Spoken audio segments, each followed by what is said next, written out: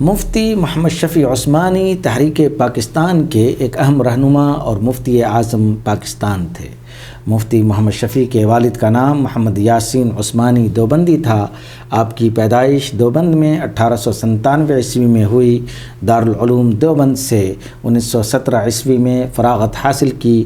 آپ کے اساتذہ میں مولانا انور شاہ کشمیری، مولانا شبیر احمد عثمانی، مولانا عزیز الرحمن، میاں اصغر حسین دیوبندی اور محمد ابراہیم بلیاوی وغیرہ کا نام آتا ہے۔ پھر 1918 عیسوی میں دارالعلوم دیوبند میں تدریسی خدمت انجام دینا شروع کیں اور مفتی کے عہدے پر فائز ہوئے۔ تحریک پاکستان میں حصہ لینے کے لیے آپ نے دیوبند سے استعفیٰ دے دیا اور پوری طرح ہندوستان کی آزادی اور تحریک پاکستان کے موومنٹ میں شامل ہو گئے۔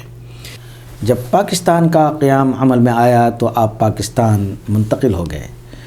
1951 عیسوی میں کراچی میں دارالعلوم کراچی کی بنیاد ڈالی اور اس ادارہ کی تعمیر و ترقی میں ایک اہم کردار ادا کیا۔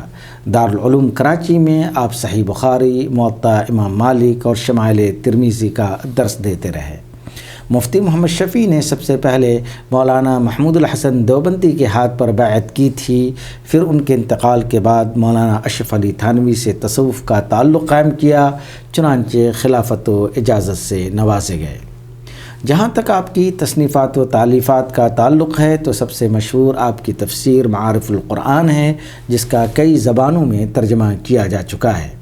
اس کے علاوہ دل کی دنیا، احکام القرآن، جواہر الفقہ، امداد المقیمین، آلات جدیدہ کے شرعی احکام، وحدت امت، اسلام اور موسیقی، مسئلہ سود، سیرت خاتم الانبیاء وغیرہ ہے۔ مفتی محمد شفیع عثمانی ایک طویل مدت تک دین و ملت کی خدمت کرنے کے بعد 6 اکتوبر 1976 عیسوی کو پاکستان میں اس دار فانی سے کوچ کر گئے۔